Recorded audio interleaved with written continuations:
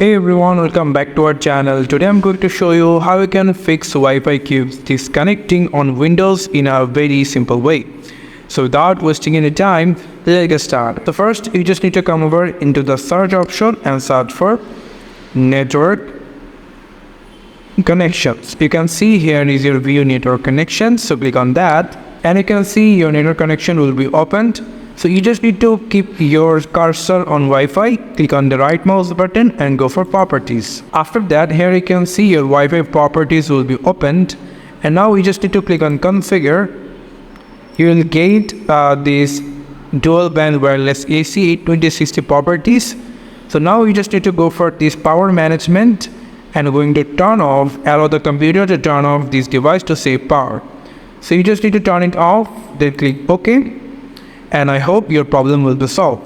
But if it's not, then you just need to go for your start icon, go for settings, and then we just need to go for our network and internet section. Click on that, scroll down a little bit, and then go for advanced network settings. Click on that, and after that you can see there will be an option called network reset.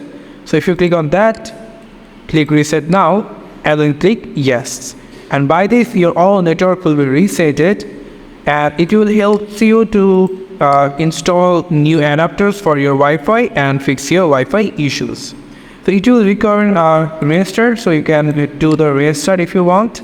And I hope this will be fix your Wi-Fi is disconnecting on Windows. So thank you so much for watching this video. I hope to see you in other videos. Till then, goodbye.